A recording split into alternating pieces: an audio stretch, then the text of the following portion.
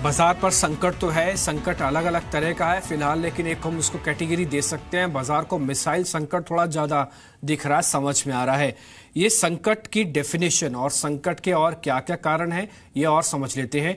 पूजा त्रिपाठी मेरे साथ जुड़ी है न्यूज रूम से। पूजा, हमने मयूरेश से यही सवाल सबसे पहले पूछा था कि कोई अच्छी खबर आएगी या नहीं आएगी।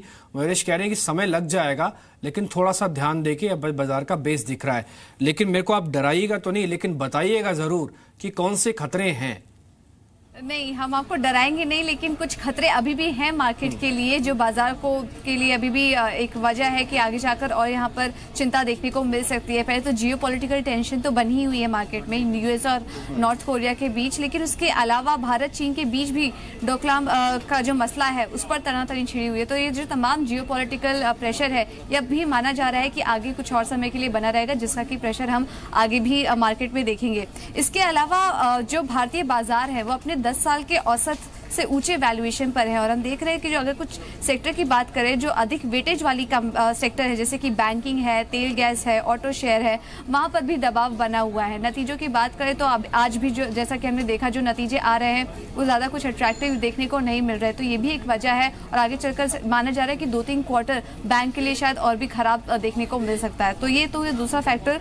इसके अलावा ये जो खबरें आ रही हैं टैक्स चोरी की और शेल कंपनियों को लेकर, जो सेबी ने 331 कंपनियों की लिस्ट जारी कर दी है, ये भी एक मसला है जो कि काफी नेगेटिव साबित हो रहा है। और तमाम जो इन जो 331 कंपनियां, इसमें तमाम इंफ्रा कंपनी भी हैं, तो उसको लेकर और बैंकों के संदर्भ में भी अगर देखें तो वहां पर भी आगे जाकर प्रेशर देखने को मिल सकता है। और FII FPI जो विदेशी निवेशक है, अगर उसकी बात करें तो जनवरी के बाद पहली बार FII और FPI के नेट बिकवाली के आंकड़े आए हैं, और आगे इसकी वजह से रुपए में और ज्यादा कमजोरी बढ़ने की आशंका है। तो ये कुछ ऐसे मार्केट फैक्टर हैं जो आगे बाजार को और बाजार के लिए और खतरा साबित हो सकते हैं। बिल्कुल कह सकते हैं कुछ फैक्टर्स के साथ हम जूझ रहे हैं, लेकिन कुछ फैक्टर्स नए बन सकते हैं, जैसे कि इंस्टीट्यूशनल की सेलिंग अब तक नहीं थी लेकिन वो भी आ गई, और रुपया कुछ ज्यादा ही कमजोर हो रहा है, और ये चीज पे हमको जरूर ध्यान रखना होगा क्योंकि इसका भी करेंसी इफेक्ट कई कंपनीज पर पड़ता है।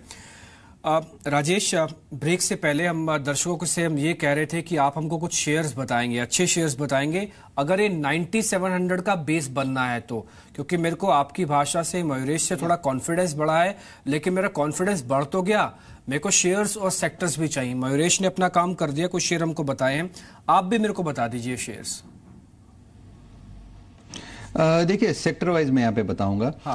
First of all pharma sector, देखिए यहाँ पे हम लोग यही सोच रहे हैं कि यहाँ पे टेक्निकल पुल बैक मिलेगा, तो pharma is a beaten down counters, तो यहाँ पे बहुत अच्छी अपॉर्चुनिटी मिलती है, रिस्क टू रिवॉर्ड अच्छा है, so one can go long in Lupin also, maybe doctor Reddy's at current level and Sun Pharma. यहाँ पे हम लोग स्ट्राइक प्राइस एक सेफ्टी के लिए अगर काम करना है तो ऑप्शंस में भी काम कर सकते हो आप। IT में अगर देखें तो मुझे पर्टिकुलरली टेक महिंद्रा अच्छा लगता है, मुझे लगता है 390-400 का बेस फॉर्मेशन यहाँ पे हुआ है, और tech Mahindra is a good buy. Upside में 440-450 के लेवल देखेंगे।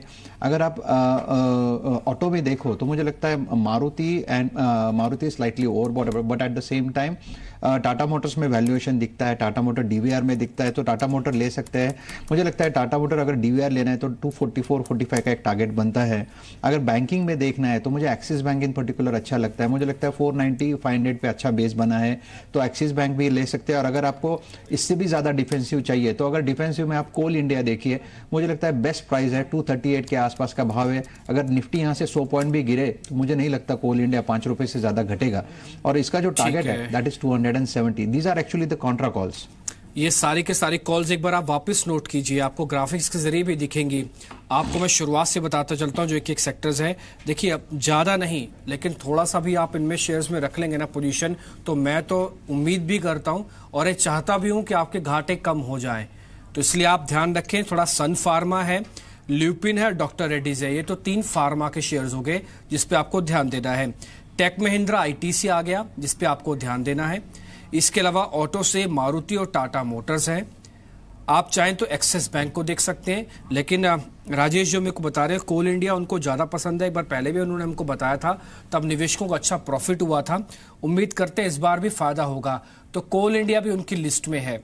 ये सारे के सारे शेयर्स आप एक बार नोट कर लें, आप लिख लें, क्योंकि अगर बाजार सोमवार को जब खुले और अगर अच्छा बेस उसके पास है और अगर पुल बैक दिखाए तो सारे शेयर्स आपको किसी को फोन करके पूछने नहीं है, आपकी लिस्ट पहले से ही हम तैयार करवा रहे हैं कि सोमवार को अगर बाजार कहीं रुक जाए, ठहर जाए, पुल बैक दे, तो इन सभी शेयर्स के साथ आप आगे बढ़ सकते हैं। महेश, कुछ और आप ऐड करना चाहते हैं मार्केट के बारे में जो आपको ज्यादा नोटिसेबल है, शायद हम पूछ ना पा रहे हो, हम ढूंढ ना पा रहे हो, आपके पास वो पॉइंट हो? नहीं, बिल्कुल, जैसे पूजा भी बता रही थी, आई थिंक जो वैल्यूएशन से डेफिनेटली एक्सपेंसिव हो गए थे। Market cap to GDP ratio had exceeded 81, तो कहीं ना कहीं आई थिंक जब तक अर्निंग्स नहीं आते थे तो मार्केट्स को री रेटिंग होना डिफिकल्ट था। बट जैसे हम देख रहे हैं, आई थिंक जो कंज्यूमर फेसिंग स्टॉक्स है, फॉर एग्जांपल स्टेपल्स हो या चुनिंदा एफएमसीजी स्टॉक्स, रीस्टॉकिंग का इफेक्ट, डीमोनेटाइजेशन का बेस इफेक्ट नहीं दिखा कि ये साल, तो वहाँ पे एक बढ़ोतरी होगी। और जो फाइनेंस मिनिस्टर बजट देंगे, इट इज़ वाइडली एक्सपेक्टेड एक पॉपुलिस्ट सा बजट होगा जहाँ पे tax sops, discretionary cuts on the spending side आ सकते हैं। तो consumer discretionary stock FMCG theme अच्छी खासी चल सकती है। चुनिंदा auto ancillary stocks are looking very very attractive. I think चुनिंदा tyre stocks with the radialisation effect I think अच्छा खासा बीटन डाउन हो गया है। But I think with OEM and replacement market improving, Chinese imports अच्छे खासे कम हो गए हैं as per our channel checks. I think they will show earnings improvement going forward. तो मेरे ख्याल से आई थिंक ये जो सारे सेक्टर्स हैं, आई थिंक इसमें जो अर्निंग्स ग्रोथ है, इसमें अभी भी आई थिंक अर्निंग्स आना बाकी है। These earnings can be exponential over the next few quarters. तो अर्निंग्स ग्रोथ 12 से 13% आई थिंक सेकंड हाफ में अगर आ गई तो आई थिंक जो री रेटिंग मार्केट्स चाहता है, I think that will already happen at the beginning और द एंड ऑफ Q2। तो कहीं ना कहीं आई थिंक मार्केट्स विल री रेट देमसेल्व्स। ठीक है, हम वेट कर रहे थे कि रिलायंस टूटेगा, थोड़ा सा नीचे आएगा, तो काफी सारे निवेशक उसकी वेट कर रहे थे कि उसको प्लस करेंगे। राजेश, ये रिलायंस टूट गया, 1600 के नीचे है, 2 दिन में 5-6% करेक्ट हो चुका है, सफिशिएंट है, बाय करें अभी थोड़ा रुकना है हमको?